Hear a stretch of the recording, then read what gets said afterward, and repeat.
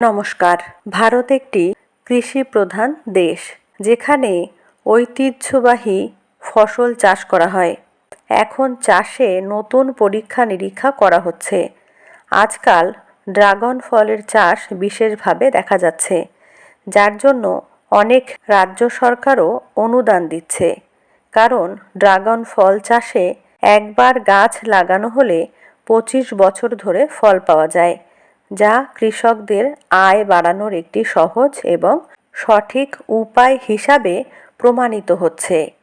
Dragon ফলের বৈজ্ঞানিক নাম হাইলোসেরেসান্ডাটাস, যা মালয়েশিয়া, থাইল্যান্ড, ফিলিপাইন, মার্কিন যুক্তরাষ্ট্র এবং ভিয়েতনামে প্রধানত জনপ্রিয়।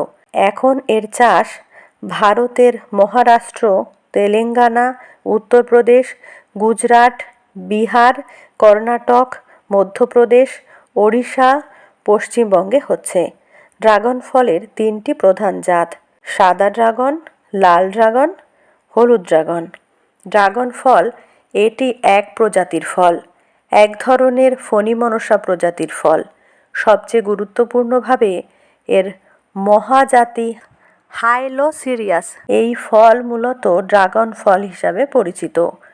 গণচীন এর লোকেরা এটিকে আগুনের ড্রাগন ফল এবং ড্রাগন মুক্তার ফল বলে। ভিয়েতনামে মিষ্টি ড্রাগন, ইন্দোনেশিয়া ও মালয়েশিয়াতে ড্রাগন ফল, থাইল্যান্ডে ড্রাগন স্ফটিক নামে পরিচিত। অন্যান্য স্বদেশীয় নাম হল স্ট্রবেরি ন্যাশপাতি বা নানেট্রিকা ফল। এই ফলটি একাধিক রঙের হয়ে থাকে, তবে লাল রঙের ড্রাগন ফল বেশি দেখা যায়। ড্রাগন ফল চাষের জন্য সঠিক আবহাওয়া এবং মাটি সীমিত পরিসরে সেচের ব্যবস্থা থাকলেও সহজেই এ ফলের চাষ করা যায়। এটি সব ধরনের মাটিতে জন্মানো যায়। যে জমিতে জল নিষ্কাশনের ভালো সুবিধা রয়েছে, ক্রান্তীয় জলবায়ু অঞ্চল, এমন জমি ড্রাগন ফল চাষের জন্য সবচেয়ে উপযুক্ত বলে বিবেচিত হয়। ভারী মাটির চেয়ে হালকা মাটিতে ফলের মান ও রং ভালো হয়। মাটির পিএইচ মান 5.5 থেকে 6.5 পর্যন্ত উপযুক্ত বলে মনে করা হয়। ড্রাগন ফসলের জন্য শক্তিশালী সূর্যালোকের প্রয়োজন হয় না।